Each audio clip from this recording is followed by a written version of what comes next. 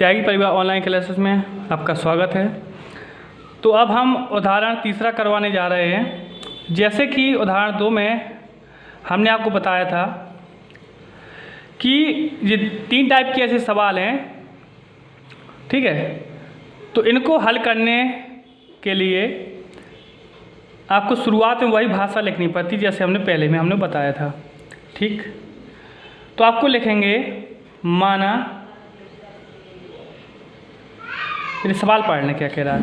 दर्शाइए मतलब सिद्ध करना है कि धनात्मक विषम पूर्णांक 4q+1, ठीक है, या 4q+3 के रूप का होता है तो q एक पूर्णांक है। हाँ, तो हमें धनात्मक विषम पूर्णांक आपको बताना है कि धनात्मक विषम पूर्णांक 4q+1 या 4q+3 के रूप का होता है, ठीक है। तो हमने कहा था यहाँ पर अगर कोई है q के आगे, वो हमको मानना पड़ता है आपका भाजक। तो सबसे पहले हम लिखेंगे माना धनात्मक विषम पूर्णांक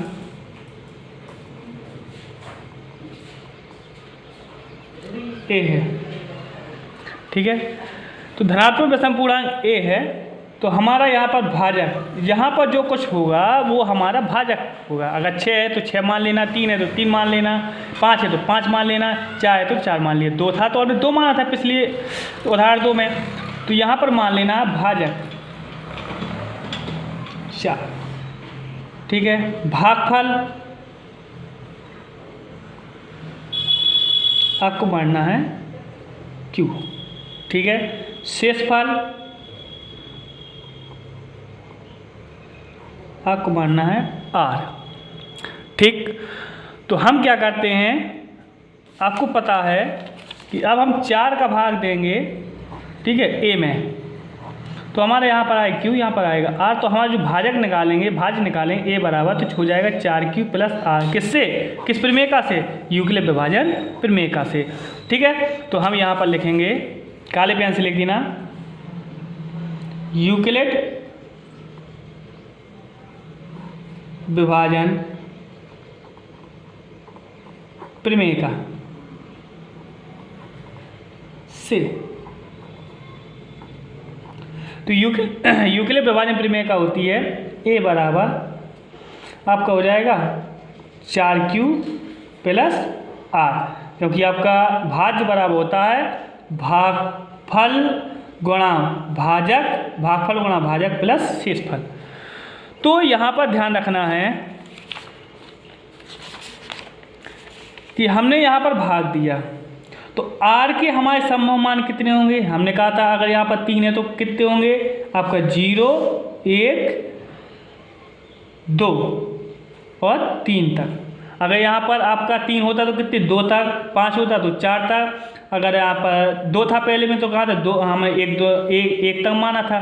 तो हमारा यहाँ तक हमारे संभव मान कितने होंगे 0, 1, 2, 3 तक होंगे, ठीक है। तो हम लिखेंगे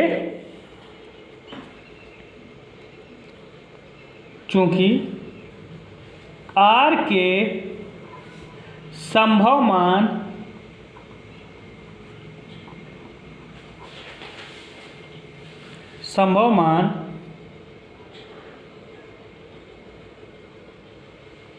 जीरो, 1, 2, 3 हैं तो a के मान क्या होंगे?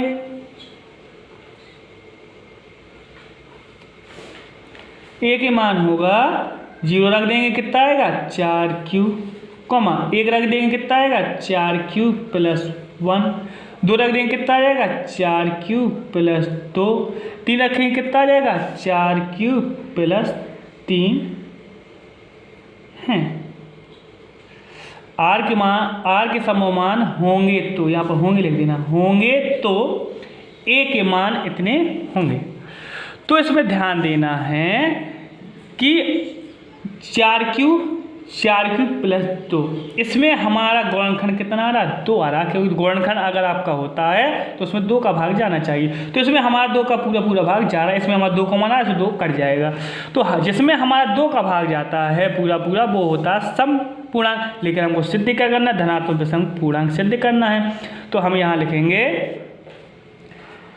कि 4 क्यूब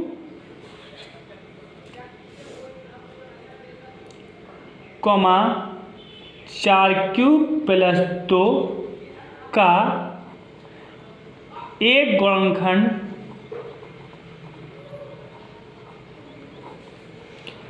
2 है तो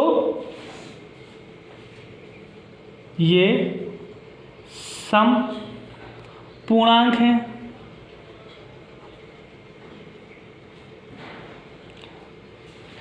अतः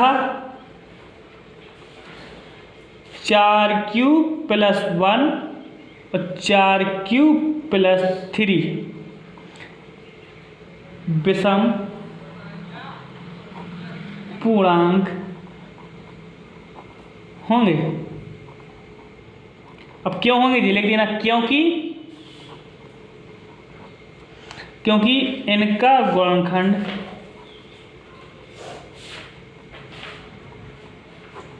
दो नहीं है। तो ऐसा आपको इसमें करना है। तो इस प्रकार हमारा सवाल पूरा हो जाता है। तो इसी टाइप का सवाल प्रश्नावली 1.1 में आपका दूसरा आपका सवाल आ जाता है। इसी टाइप का बिल्कुल सवाल है। तो कह रहा कि दर्शाइए कि कोई भी धनात्मक विषम पूर्णांक 6q plus 1, 6q plus 3, 6q plus 5 के रूप का होता है जहाँ q कोई पूर्णांक है। बिल्कुल ऐसी सवाल है, ठीक है। तो और बाकी सवाल लगाने से पहले दूसरा सवाल आपको सीखना है, बाकी सवाल आपको बताएंगे, ठीक है। तो ये करना कैसे है इसको देख लो, ठीक है। इसको हम बताएंगे नहीं, सीधे हम आपको बता दे रहे हैं कि करना आपका कैसे है जी, ठीक। तो इसको हल करने के लिए आपका सवाल दिया गया है। जब लाइन से हल करना, जब लाइन से हल करने लगो प्रश्नावली तो आपको जी हल कर लेना है। अभी कहीं पर आप कॉपी में नोट कर लेना। तो उसी टाइप का सवाल है, इसलिए हम पहले बता रहे हैं। कह रहा है दर्शाइए कि कोई भी धनात्मक विषम पूर्णांक 6q plus 1, 6q plus 3, 6q plus 5 के रूप का होता है तो जहाँ q कोई पूर्णांक है। तो याद रखना एक चीज़, आपके सवाल आएंगे तो अगर सम कहेगा तो ध्यान रखना इस रूप के होंगे, या तो 6q होता या 6q प्लस 2 होता या 6q प्लस 4, उसका गुणनखंड होता है। लेकिन इसमें कह रहा विषम पूर्णांक, तो 6q प्लस 1, 6q प्लस 3 या 6q प्लस 5 के रूप का होता है तो जहाँ q कोई पूर्णांक है।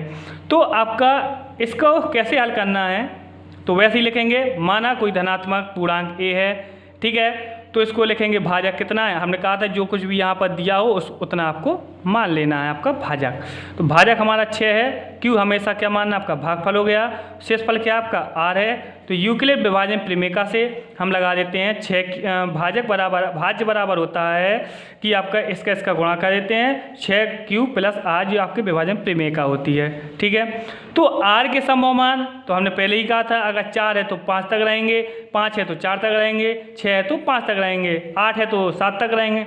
तो 6 के मान आपका क्या हो जाएगा 0, 1, 2, 3, 4, 5 होंगे। तो a के मान, तो a के मान क्या हो जाएगा, अगर हम 0 रखेंगे तो कितना हो जाएगा 6q, 1 रखेंगे तो कितना 6q प्लस 1 हो जाएगा, 2 रखेंगे तो कितना हो जाएगा 6q प्लस 1, आपका 2 रखेंगे तो आपका 6q प्लस 2 हो जाएगा, 3 रखेंगे तो 6q प्लस 3 हो जाएगा, 4 रखेंगे 6q प्लस 4 हो जाएगा, 5 रखेंगे तो इस प्रकार से मान हैं। तो मान हैं तो यहाँ पर लिखेंगे तो 6q, 6q plus 2, 6q plus 4, तो 6q प्लस 2, 6q प्लस 4 का एक गुणनखंड 2 है, परंतु 6q plus 1, 6q plus 3, 6q plus 5 का एक गुणनखंड 2 नहीं है। तो आपका जब गुणनखंड 2 नहीं है तो अतः 6q प्लस 1 और 6q प्लस 3, 6q प्लस 5 विषम धनात्मक पूर्णांक हैं। तो इस प्रकार से हम ये भी सवाल कर लेते हैं, ठीक है।